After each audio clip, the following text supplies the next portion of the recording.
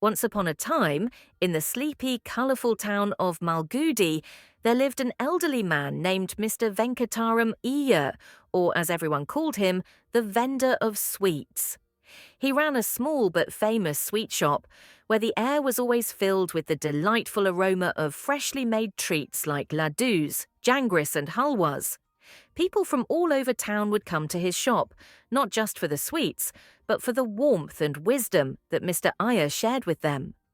Mr. Iyer was a simple, kind-hearted man, with a round belly and a smile that could light up the room. He took immense pride in his sweets, believing that they were made with the finest ingredients and love. But his true passion lay in something more than just making sweets. It was in the art of living a peaceful, content life. He often shared this with his customers.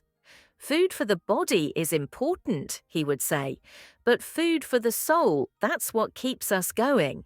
Now, Mr. Iyer had a son named Raman.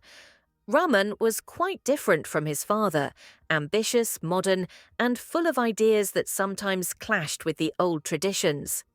He had gone away to study in the city, and when he returned to Malgudi, he was not the same young man who had left.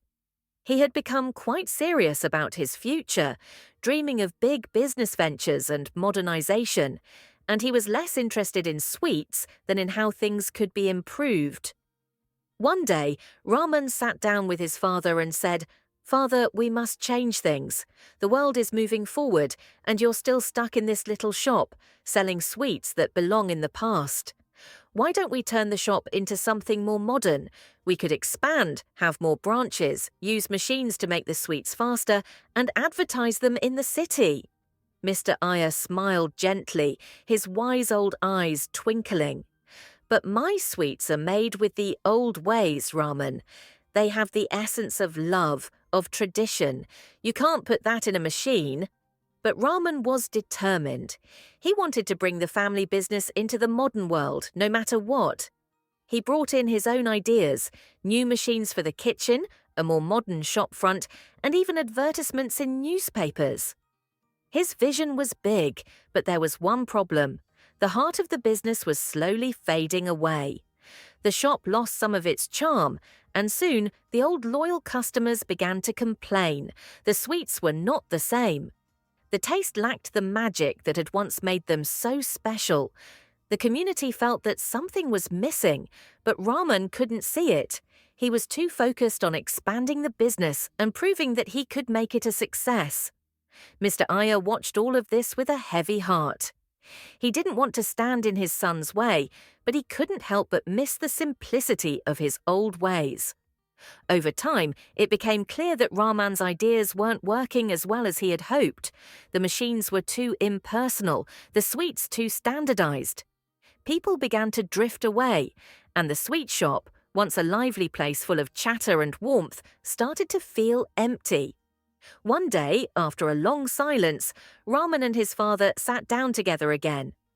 Raman, looking a bit weary from all the effort and disappointments, turned to his father and said, "You were right, Father.